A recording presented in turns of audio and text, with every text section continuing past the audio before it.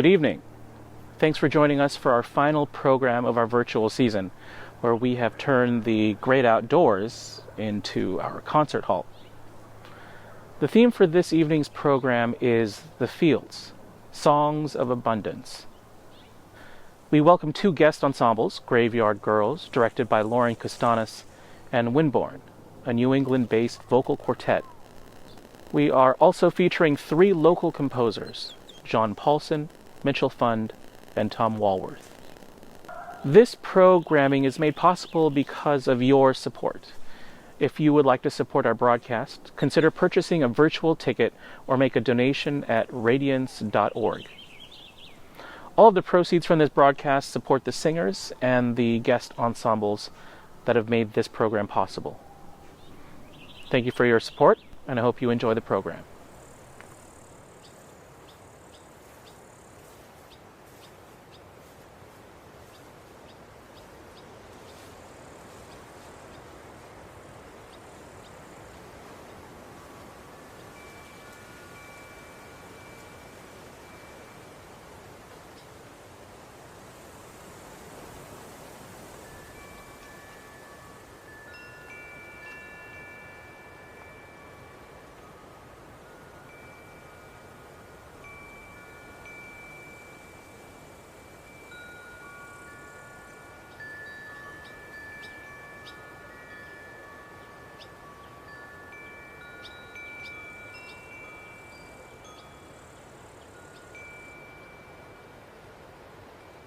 Hi, my name is Lauren Kastanas and I lead Graveyard Girls.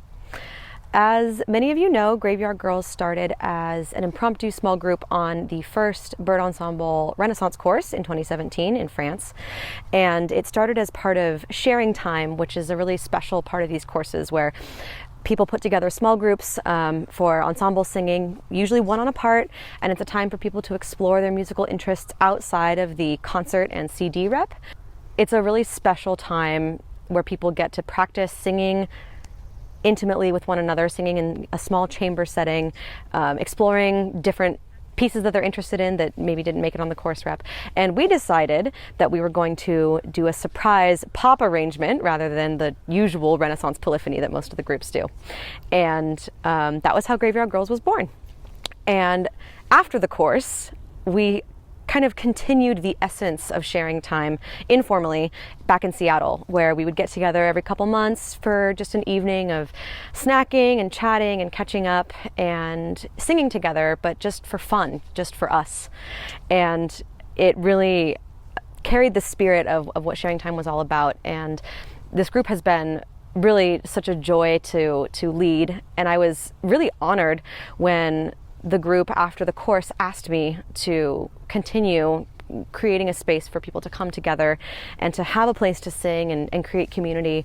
I was still pretty new to the choir scene at that time, and I was really honored to feel that I had something uniquely valuable to contribute in creating communal spaces and creating opportunities for singers to just be together and just share time.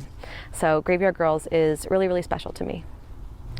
There's a really beautiful story about the origin of the hymn, Shall We Gather at the River, that one of the singers shared with us as we were preparing our set for this program. The story goes that it was written by a Baptist pastor in the summer of 1864 in Brooklyn, which was an oppressively hot summer in the height of the Civil War. And it was the year after a group of Confederate sympathizers had attacked abolitionists and free black people in New York and burned down two churches as well as an orphanage for black children in Manhattan. And in that summer of 1864, to make things worse, a fever swept through the city. And many people were confined to their homes, confined to sick beds. And this pastor was going around Brooklyn one day visiting the sick and the dying, and he came home and was meditating on this verse from Revelation about an angel guiding me to the river of light. And he, in just a few minutes, the story goes, wrote this hymn about hope and about coming together and bathing in the cool rivers.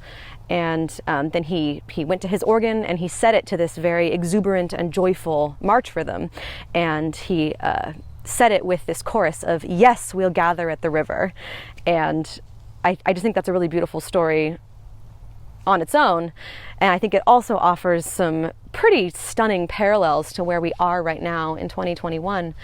And I think this song really offers hope in coming together and joining in the cool of the river in a way that really resonates for me. I really love the arc of this arrangement and how the movement throughout the piece really shows the journey of the wayfaring stranger on the way home. The piece starts out very empty and bleak, with the melody sort of meandering through the stark open chords, and then in the second verse picks up some determined movement, and then finally in the third verse shows even more urgency with a shift from 4/4 into 3/4. And this technique is one that I learned about on one of the bird ensemble Renaissance courses, which was often used in liturgical compositions at the most holy moments of the Mass, such as the raising of the host just before communion. And switching from 4/4 to 3/4 there shows the central position of the elevation of the host as the holiest place in the service. I also wanted to share a little Easter egg at the end of the piece. The Wayfaring Stranger lyrics explore some of the really complicated emotions related to death, about fear of the unknown and being willing to exchange suffering for the hope of redemption, relief at the prospect of being reunited with your loved ones. And right at the end, the final line, "I'm only going over home," there's a certainty to that. However, in the arrangement, the lower voices are singing a counter melody on the same words, but the melody is taken from Idumi, which was the first shape note piece that I ever performed. And the opening line is, "And am I born to die?" And that question really haunts me, and I was struck by the uncertainty of that question, and I really like the contrast that lingering question provides, even with the apparent certainty of "I'm going over home." Throughout the program, you'll hear a few selections of chant music written by Hildegard of Bingen. Hildegard was a magistra living in a convent in what is now Germany in the 11th century. She was able to use her position in the convent to succeed and be remembered by history in fields otherwise dominated entirely by men, including music. Hildegard's surviving music is entirely sacred, but it also includes a lot of metaphor about nature and a resurgence of life that we associate with the spring. And so we thought her music would be a fitting accompaniment to the songs about nature that you'll hear in this program.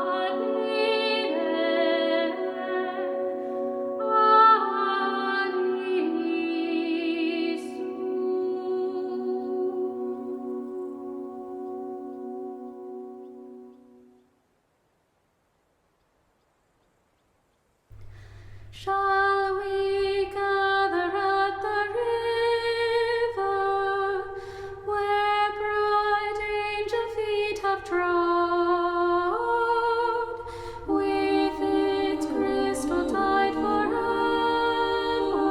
flowing by the throne of God? Yes, we'll gather at the river, the beautiful river. Gather with the saints at the river that flows by the throne of God. On the margin of the river, washing up its silver spray, we will walk and worship ever all the happy golden day. Yes, we'll gather at the river, the beautiful river. Gather with the saints at the river that flows by the throne of God. There we reach the shining river, lay we every burden down. Grace our spirits will deliver and provide our all and crown. Oh yes, we'll gather at the river, the beautiful river. Gather with the saints at the river that flows by the throne of God. Amen.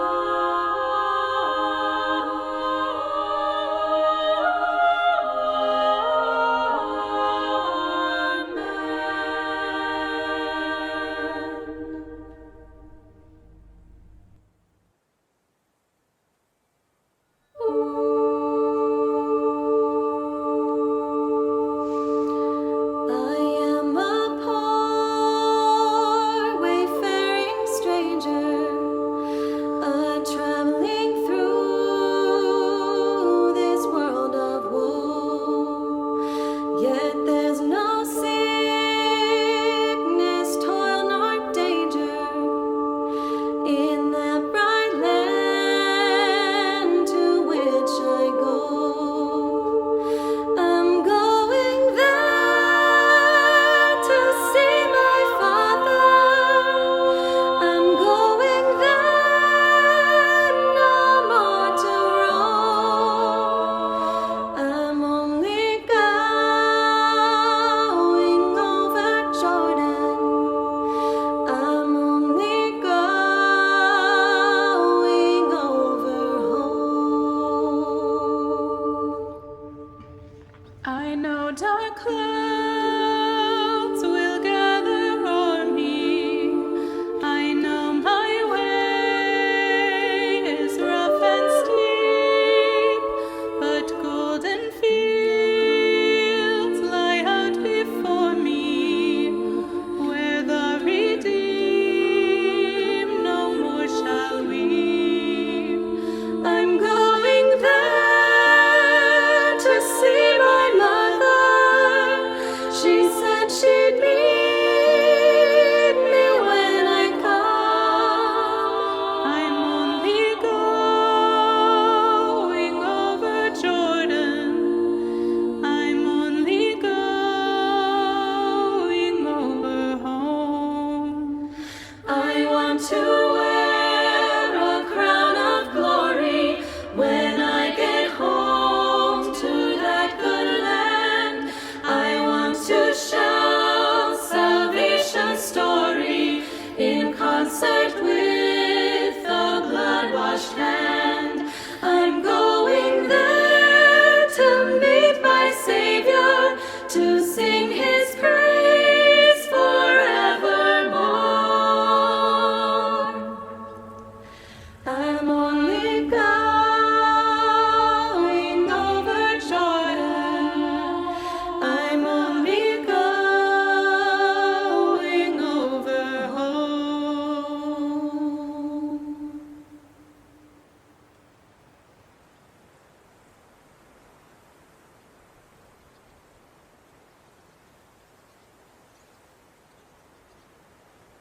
We're excited to present Windborne as one of our guest ensembles for this program.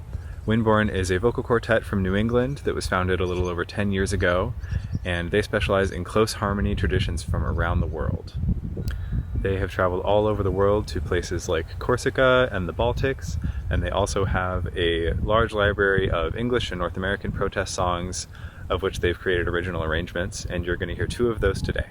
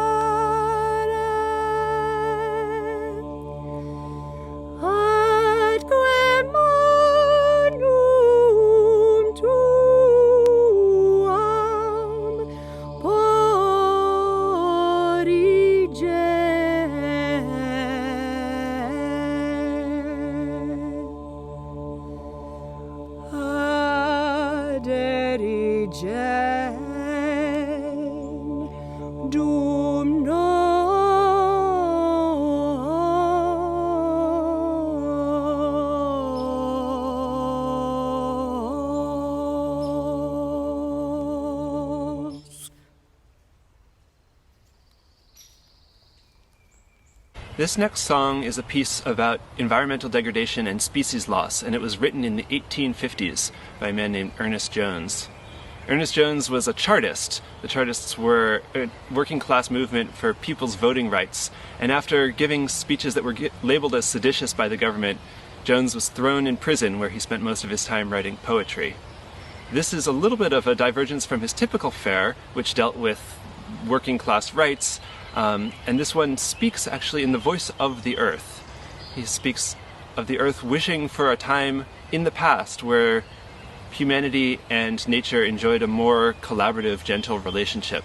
And now the ways that humanity is dealing with nature, covering it up with buildings and streets and treating it poorly, and the human suffering as well as the suffering of nature that causes. The poem came to us without a tune, and so we went looking for things that were written around the same time. And this is a piece that we paired with it. It comes from the sacred harp singing tradition. It's a tune called Child of Grace. And so we like to say that this tune and this text are together at last. This is Earth's Burdens. Or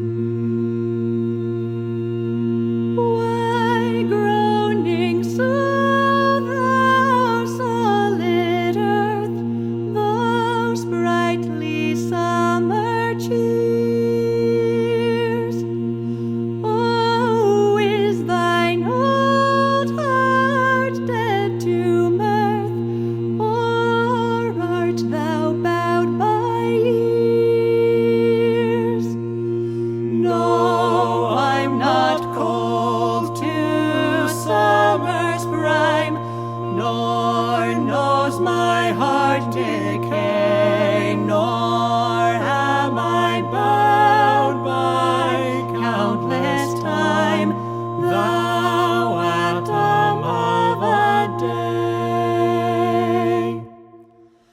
I love to hear when tree and tide their gentle music made, and lightly on my sunny side to feel the plough and spade.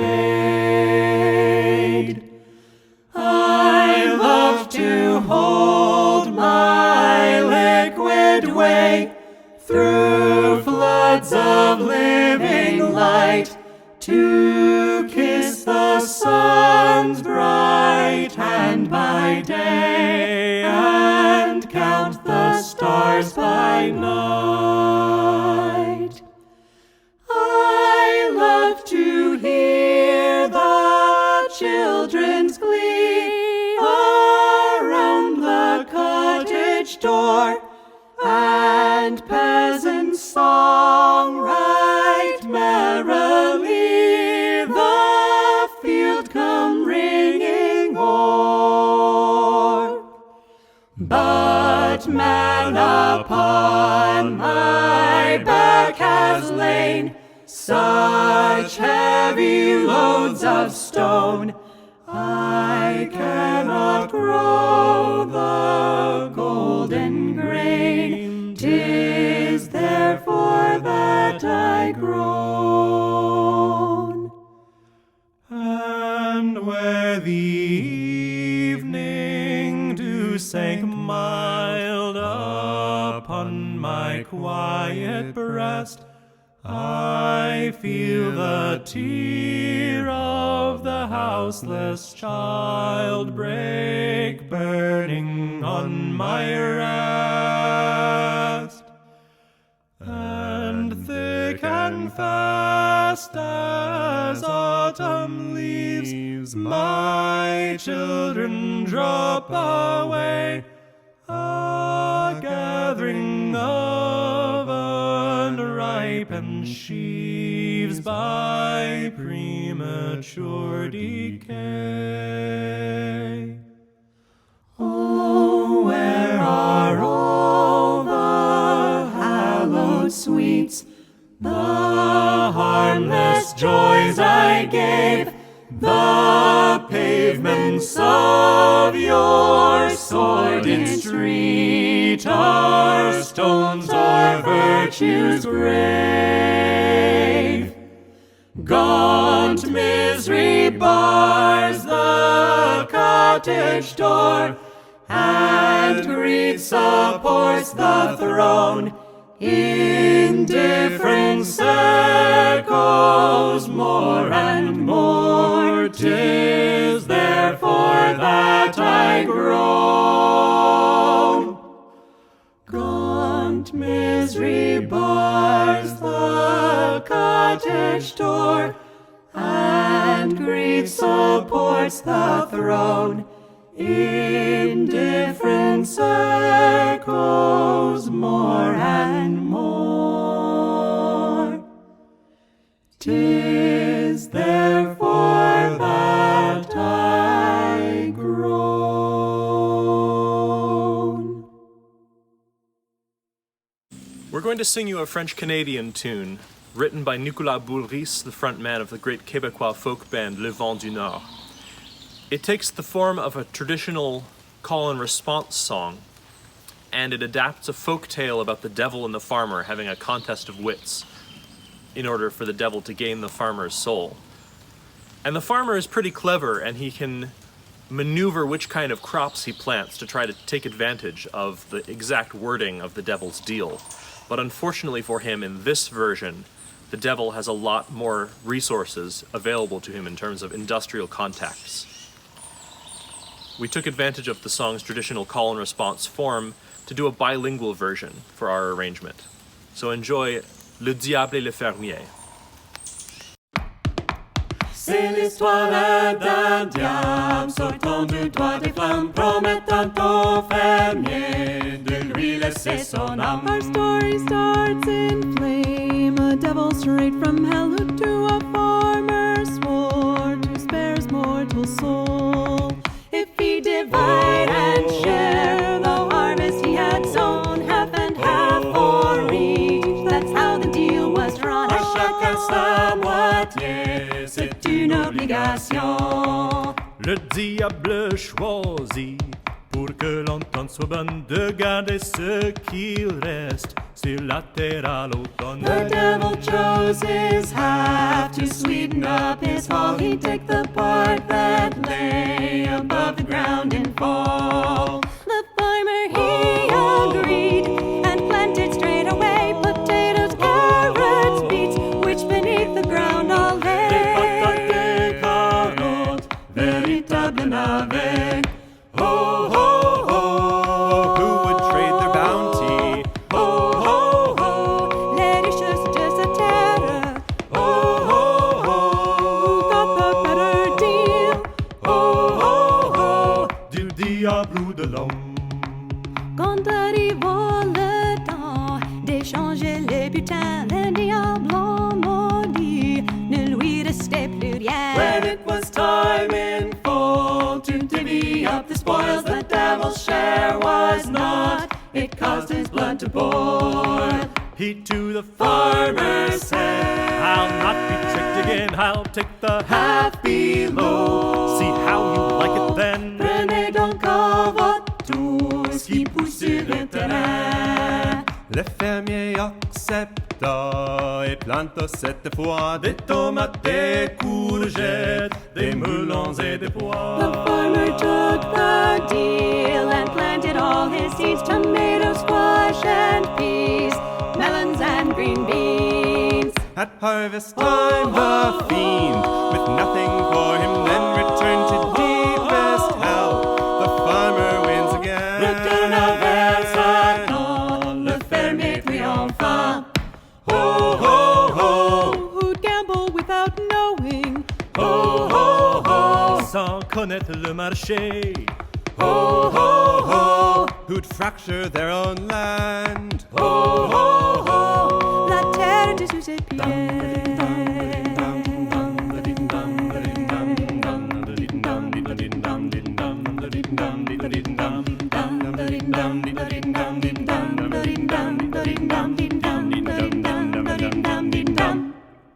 Le diable revint, respectant sa parole, de l'eau, du gaz, du fer, il viderait le sol. But keeping to his word, the devil turned around. He drained the iron, the gas, and the water from the ground. Now on that barren land, what can spring up today? Just poisonous leaks of gas, tainted water and decay. Souillé et les frites de gaz empoisonné. La terre fragilisée, comme ce Québécois condamné à bouillir, l'eau que son enfant boit. The farmer, like the land, stood shattered and defiled, henceforth condemned to boil the water for his child. The devil, thus enriched, from land all dry and spent, Left to seek new ground. leaving nothing but cement. Ho, ho, ho, At the ending of our story, Oh, oh, qui donc aura perdu? ho, ho, ho, ses précieuses énergies. Ho, ho, ho, who's lost and who has won? Ho, ho, ho, will we repeat the bargain? Ho, ho, ho, or is the deal already done?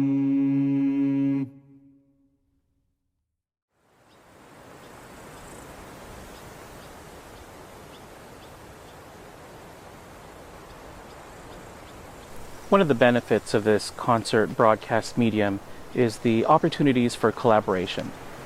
Thank you Graveyard Girls and Windborne for your music. Both pieces in Windborne's set have just been released on their new album, Of Hard Times and Harmony, which is available on their website, windbornesingers.com. Seattle has an enormous amount of vocal talent, but also a lack of professional vocal opportunities.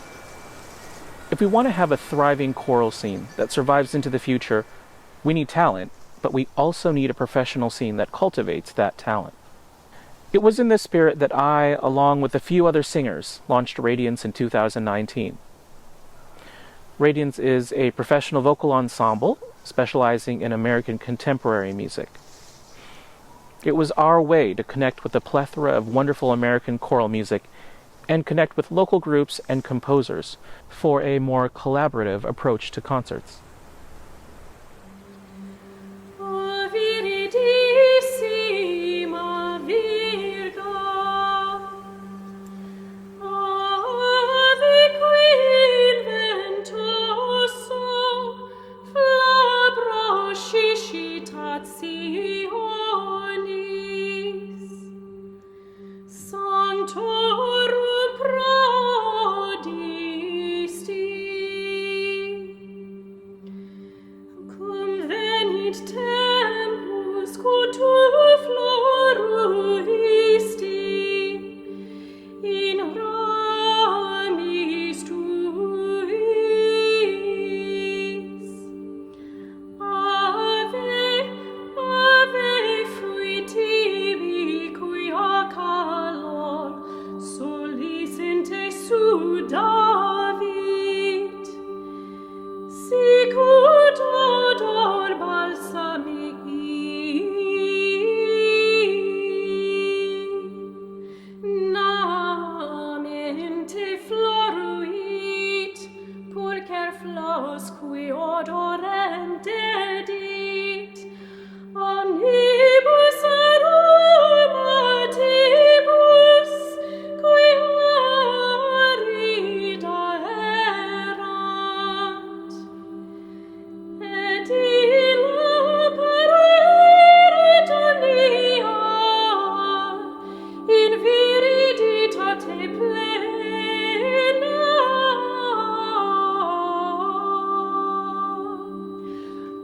Und celi dederunt rorem super gramen, et omnis tiral et a facta esquoniam viscera ipsius frumentum. Protulerunt et quoniam volucres celi nidos in ipsa abuerunt.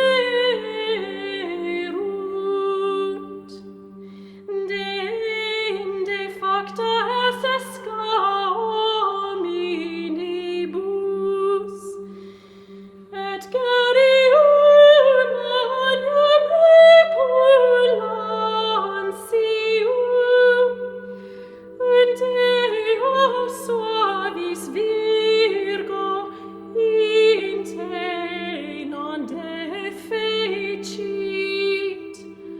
ullum gaudium.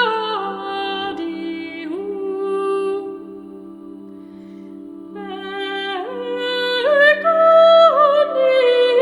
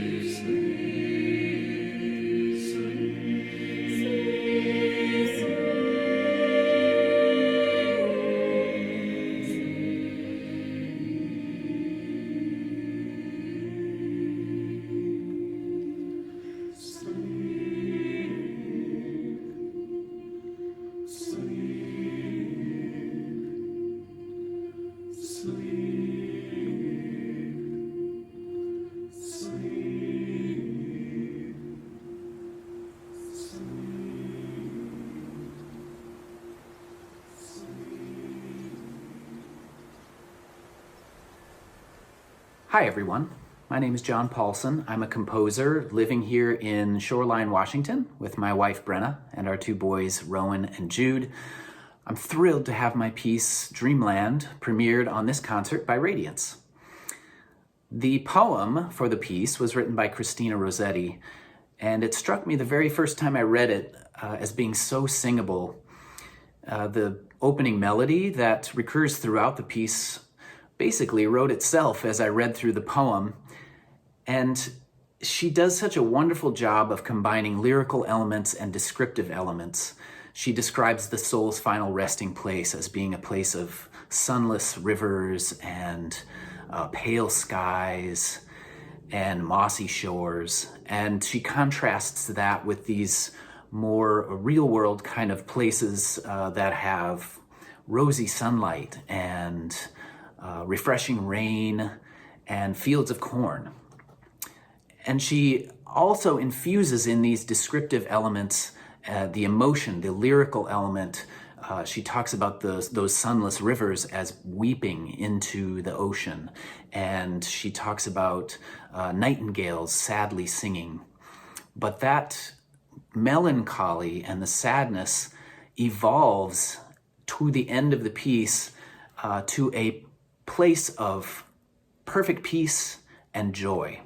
I've tried in the piece to represent these elements the best I can. The melody that you hear throughout helps to give a sense of unity and also helps define the form of the piece.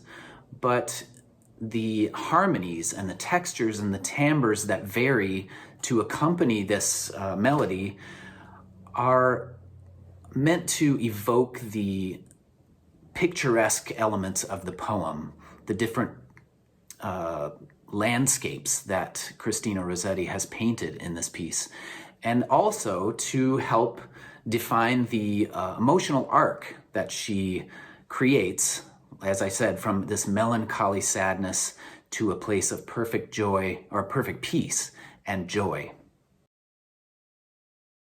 Where sunless rivers weep their waves into the deep, she sleeps a charmed sleep.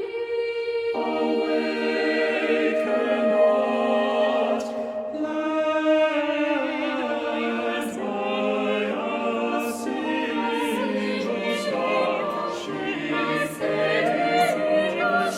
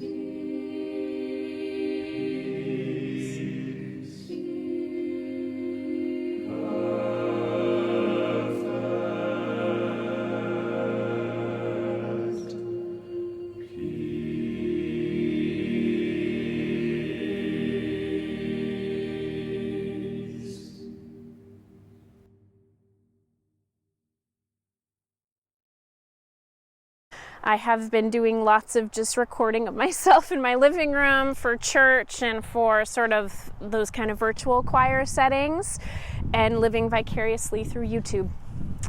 I've been doing a lot of just recording myself on video in my bedroom, and I've done auditions that way. I did all my voice lessons that way. If I never have to do it again, it'll be too soon.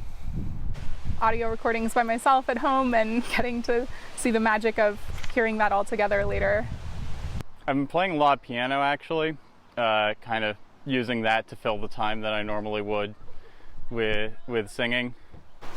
Well, today it's very windy and there were some struggles with music fluttering around. For me, I used an iPad and it's really bright, so it's actually really hard to see the notes. So that'd be a con. I really like singing outside. It's just kind of fun. It's a new and different experience every time. Definitely some cons is that it's really hard to hear down the line. It's harder to hear your fellow musicians.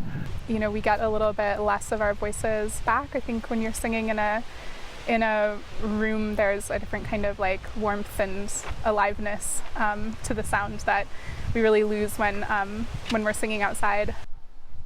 Well, cons, we have the fact that there's weather out here and that there's no acoustic, and also there's bugs. I can't think of any pros right now. I definitely miss being able to see people looking back at me and closing their eyes and listening to the music like we normally have, and I can't wait till we're able to get back to that again. I think when you're performing for an audience, you get some energy from them that does something to impact the performance. Weird. I don't know where to look a lot of the time. You just kind of gaze out places. I find singing to an audience vastly preferable, personally. It's difficult to remember that you're still singing to people, that there is somebody on the other end of that camera lens who is going to be appreciating and enjoying the performance. And it's always fun to sing for an audience. I love the connection between the audience and the choir, but it's also a lot more relaxing. It's a lot less nerve-wracking. I'm definitely someone who gets nervous before a show. It takes away the urgency of it, the live performance. Oh, this is the one time that we have to get this right. It's both a blessing and a curse to have multiple takes available, because you don't have that, that one magical moment that you pour everything into, because like, oh well, I'll get it on the next one. No, I love nature. I hate ticks. Yeah. Now? No, I've always loved getting outdoors out in the Pacific Northwest. Oh, I hated nature before. Yeah, no, that's not new. No, the sun, the variable temperature and brightness, way too chaotic. Don't like it. Broad is the road that leads to death. This season sort of felt like we were the musicians at the end of the Titanic. The music must go on. So we took the music to the great outdoors and endured some serious conditions. We got to yell outside,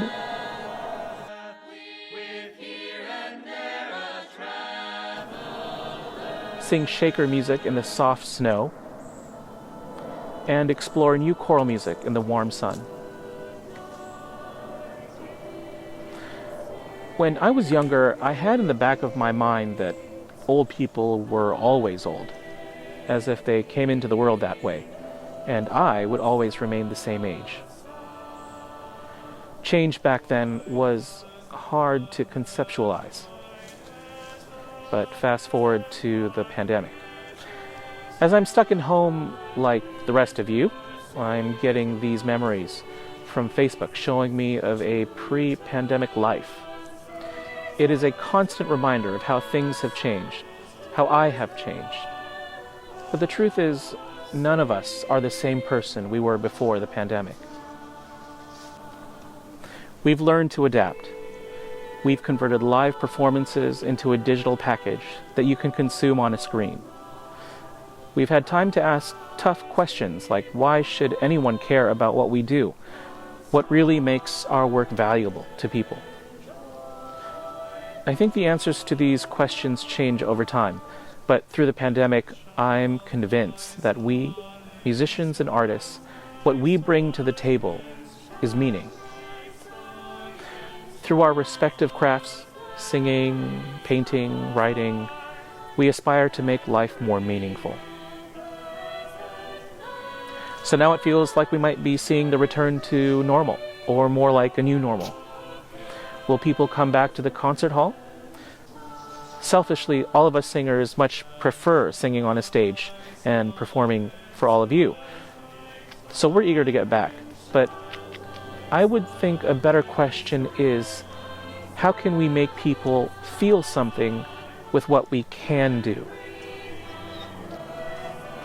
As we wrap up our virtual season, I want to thank everyone for supporting our work. None of this is possible without donations, virtual ticket sales, artistic contributions, volunteering. All of you help keep the music alive.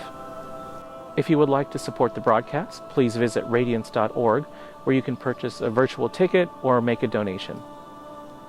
You can also sign up on our website to stay updated on our plans for next season. Coming up, we're excited to present to you the featured composers on the program, Tom Walworth and Mitchell Fund. Thank you.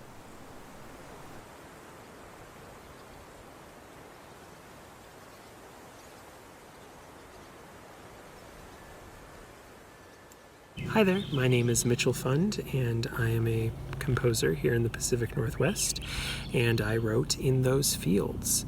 In Those Fields is a very poignant piece about a farmer nearing the end of his life. He lived at that farm his entire life. He raised his kids there. He lived there with his wife. But after his wife passed, he started going downhill. He had dementia and he had health issues. And so his family eventually moved him into a long-term care facility.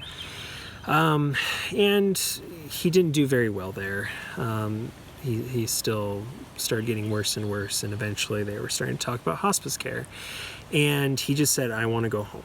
I don't want to be here. I don't like this place. I don't know these people. And he wanted to be where he spent his entire life. So the family took him back home, took him back to the farm, and he lived out his last few weeks happy and just glad to be where he knew where everything was, where his life was, where his memories of his wife was. And I just found that to be very beautiful and a story worth telling.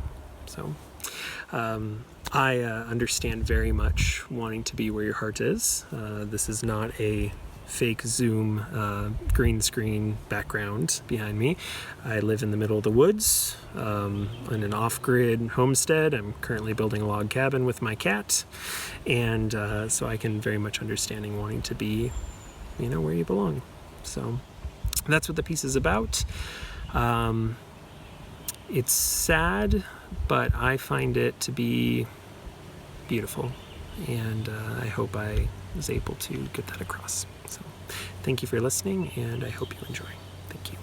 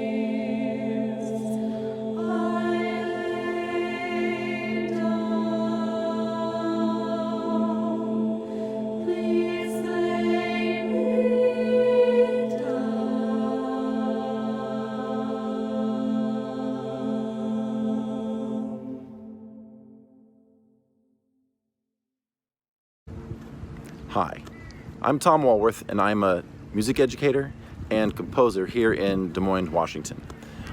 Off in this direction is Vashon Island, and beyond that is the Kitsap Peninsula, which is where my grandmother, Frida Schubert Walworth, spent most of her life from the age of 4.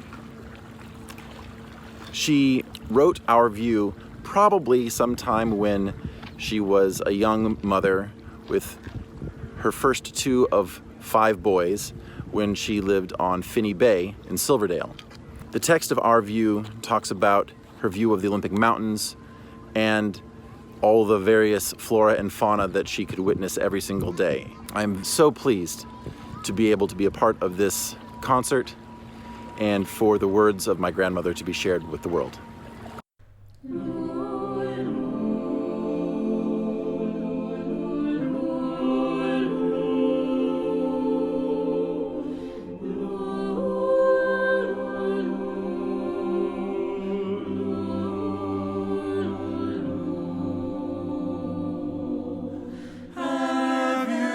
seen a morning sun with rose. The mist hanging on the bay like phantom reeds, showing a dainty contrast to the rugged snows. As the snowstorm rose to gold, the dark spray below, and at last when day is o'er, have you seen the mountains? Have you seen the mountains in the dazzling mountains in a row? Mountains in a row.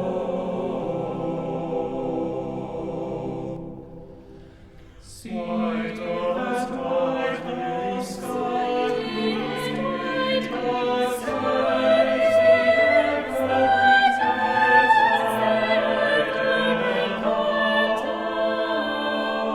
so green and dark, singing a dance it flies o'er the bay. See the distance monarchs turning hazy as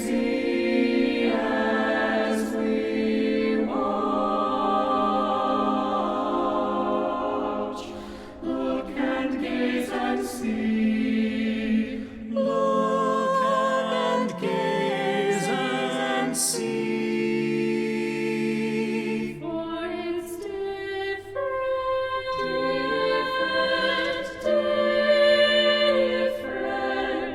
It's different every day.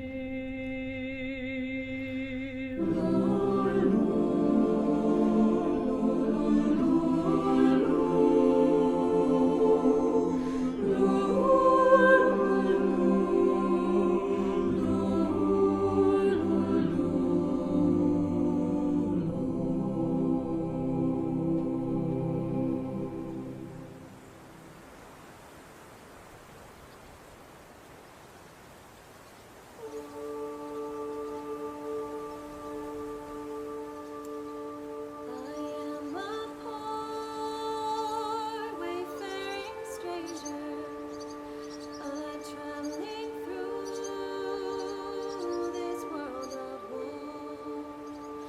Yet there's no sickness, toil, nor danger in that bright land to which Howdy.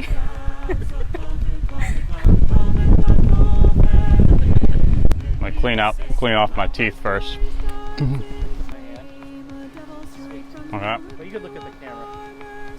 Get that very slight profile. Yes.